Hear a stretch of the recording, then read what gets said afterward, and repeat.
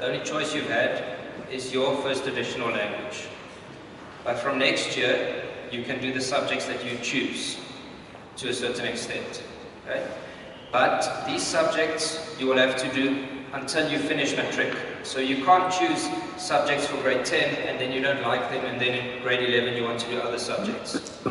Okay? During the FET phase you can only change 2 subjects and we will not allow you to change 2 subjects unless it's really necessary. So you have to think very carefully about these subject choices. Okay? That's why I'm giving you the holidays to discuss it with your parents, and these forms have to be back the first day of next term. Okay?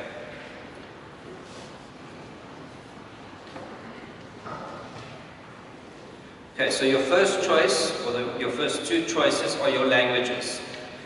One of your languages has to be English, because that's the medium of instruction for all of your subjects, apart from your other language, obviously.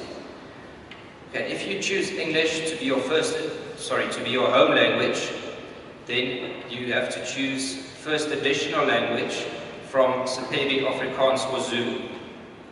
If you choose English to be your first additional language, then your home language has to be Sepedi or Zulu.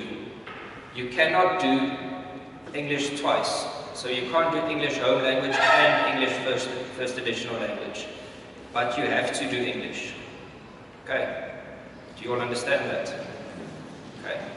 So you will choose, first of all, which English do you want to do, home or first additional, and then based on that, you choose your other language. Subject number 3 will either be maths or maths literacy. Okay. If you want to do maths next year, you have to achieve at least 50% for maths at the end of this year. You heard Mrs. Holland say that she's seen your marks, and not many of you got the marks that you can get, but you still have the final exams coming up. So if you work really hard, you can get that 50% and you can get into maths for next year, to pure maths as you call it. Okay, if you do not get 50% for maths at the end of this year, then we will not allow you to choose pure maths for next year. Then we will say you must do maths literacy. Okay, but also it still remains at the principal's discretion. And if you fail maths from grade 10 to grade 12, then you will be moved to maths literacy. Okay, so even if you do qualify for it in grade 10, if then later on you fail it, or you get below 50%, then we might say you have to move to maths literacy. So keep all of that in mind, please. And then obviously you do have the option of choosing maths literacy. There are many careers that you can take, or that you can go into with maths literacy. So don't think if you do maths lit, then you can't go and get a job one day. It's not like that. This is something that you need to consider very carefully. Okay, subject number 4 has to be life orientation. There's no choice involved there. Everyone has to do life orientation by law, and you have to pass it if you want to go to the next grade. Okay, then your remaining 3 subjects will have to come from that list, and I'll go through it with you. Accounting. If you want to do accounting in grade 10, then you have to get at least 60% for maths in grade 9. That's because accounting is very difficult and it includes many mathematical concepts. So if you're not good at maths, then we will not allow you to do accounting because we know that you will not cope with accounting. You can choose business studies, economics, geography, history, life sciences, physical science. If you want to do physical science, you have to also do maths. You cannot do, and that's by law, that comes from the department. You may not do physical science if you do not do maths.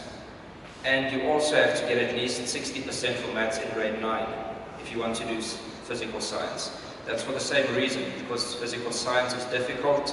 You have to be good at maths to do well at physical science. And then you can choose CAT or IT. You may not do CAT and IT. That's also not allowed. Okay? And once again, you have to be good at maths to do IT. So if you want to do IT in grade 10, you have to get at least 60% for maths in grade 9. So you guys see how important it is to work very hard now for your final exam. Okay? It will greatly influence your subject choice or what subjects you are allowed to take for next year.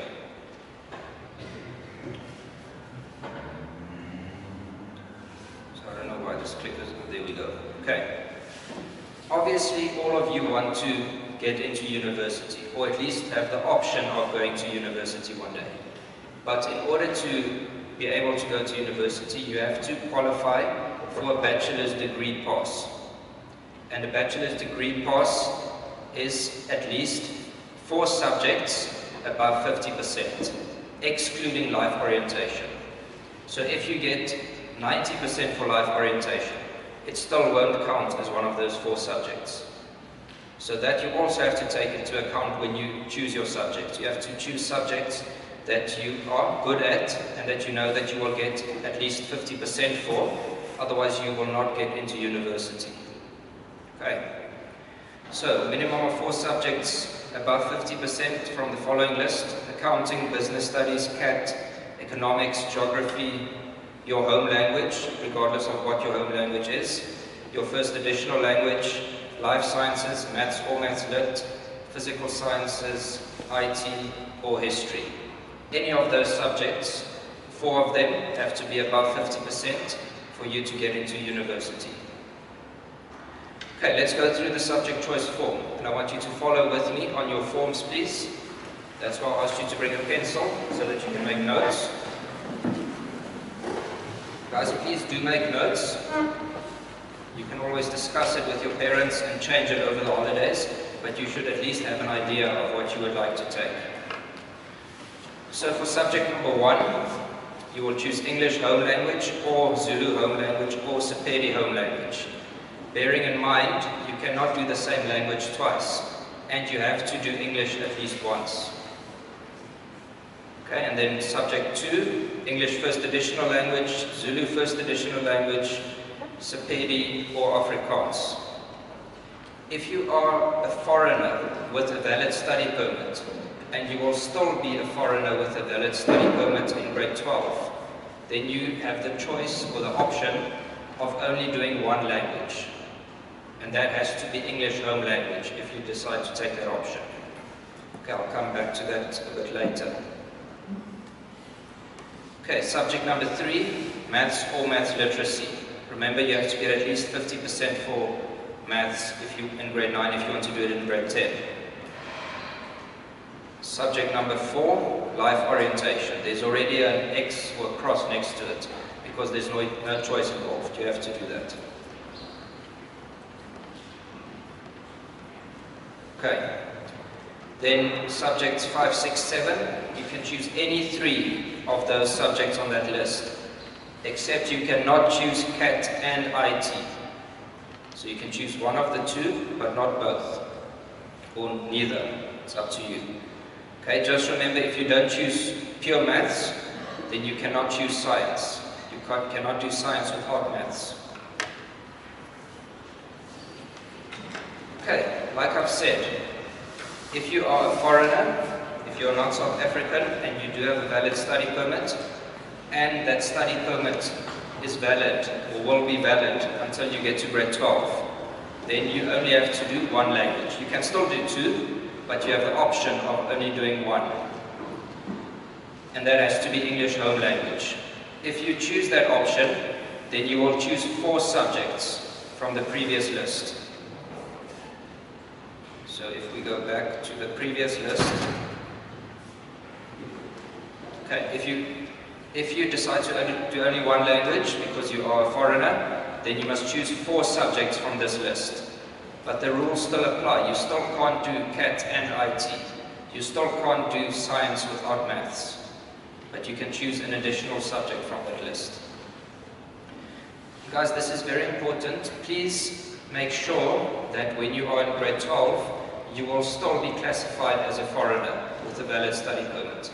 Sometimes if you've been in the country for long enough, then you become a permanent resident or a citizen. Then you are not a foreigner anymore. Okay? Then you don't qualify to only do one subject. Only one language, I mean. And you don't want to only do one language and then you get to grade 12 and all of a sudden you must pick up a second language. That will be very difficult. So please look at that carefully. Okay? So like I said, you must have 7 subjects. Hostel, can you just wait 1 minute, please? You're being rude and making a noise. You must have a total of 7 subjects. You may not have 6, you may not have 8. And this is across the board. Everyone must have 7 subjects, without exception. Okay. If you have any questions, please come and ask. You can speak to any of your teachers. Ms. Ndlazi has posters up in her classroom that explains career paths in relation to subject choices, etc. And you can come and ask me, you can ask Mrs. LaRue. We will gladly help you. But please think about this very carefully, because once you've made this decision, like I've said, you cannot just change it. Okay? Are there any questions now?